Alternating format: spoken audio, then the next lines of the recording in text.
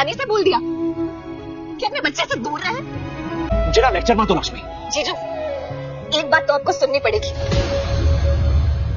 एक माँ के अधिकार को आपको उससे छीनने का कोई हक नहीं है। पैसे कमाने वाले पिता को जन्म देने वाली माँ से ज्यादा हक किसने दिया?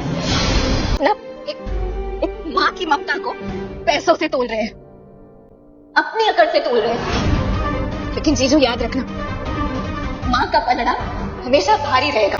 कुछ तो गड़बड़ी लग रही है मुझे। जीजू, आप ही ने फोन करके बताया होगा दीदी को कि मैं आप सबको लेने जा रहा हूँ, वरना ये क्यों नहीं जाती? आपको ये विश्वास हो रहा है क्या कि दीदी ईशाना को लेने हॉस्टल में इतनी दूर तो भी व्हीलचेयर पे चली गई थी और अक्षत को लेने 4 कदम नहीं जा सकती है? उसे अकेला छोड़ देंगी? यहाँ तो कौन पागल है मैं खुद ही नहीं समझ पा रही हूँ। मंगल को धीरे धीरे सोम्या पर शक हो रहा है, और क्योंकि सोम्या जिस तरीके की हरकतें कर रही है ना भाई, अब उसको समझ में आ रहा है कि कुछ तो चक्कर है। ये बार बार ऐसी चीजें क्यों करती है और बार बार आदित्य के पास ही क्यों मिल जाती है? पहले तो बेडरूम में मिल गई थी यहाँ पर, और फिर बहाना मार दी थी कि मुझे नींद में चलने की आदत है।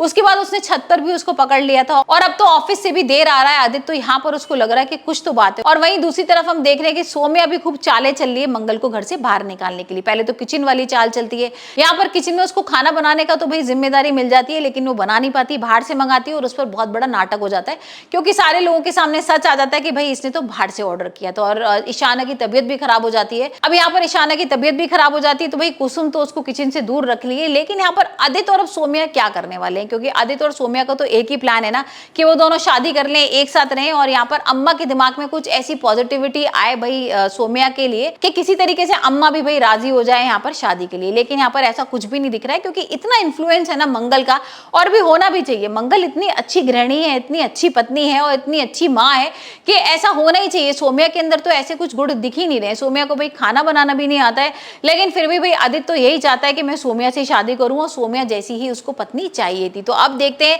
कि अब क्या नेक्स्ट इनका प्लान होगा। वही हम देख रहे हैं कि गायत्री ने ना लक्ष्मी और कार्तिक के बीच में अच्छी वाली फूट डलवा दी। मतलब यहाँ पर जैसे ही वो बात करने को आते हैं, या लक्ष्मी आती है भाई कार्तिक से बात करने के लिए, अपनी सफाई देती है, पूछती भी है कि आपने मुझसे बात करना क्यों बंद कर दिया। इतने में भाई गायत्री गिर जाती है और ऐसा नाटक करती है कि उसके कितनी चोट लग गई है। यहाँ पर भाई वो चाहती नहीं है कि कार्तिक किसी तरीके से लक्ष्मी से बात करे। तो देखते हैं अब ये दोनों कब बात करते हैं, किस तरीके से मिसअंडरस्टैंडिंग इनकी क्लियर होती है। क्योंकि यहाँ पर भाई वो तो सो रही है अपना, क्योंकि यहाँ पर लक्ष्मी सो रही है गेस्ट रूम में, और यहाँ कार्तिक सो रहा है घर पर। अब ये सारी चीजें गायत्री नहीं कराई थी, लेकिन कार्तिक को ऐसा लग रहा है कि नहीं भाई जानबूझ के यहाँ पर लक्ष्मी मुझसे बात नहीं कर रही है और मेरे से रूठ गई है और इतनी ईगो दिखा रही है।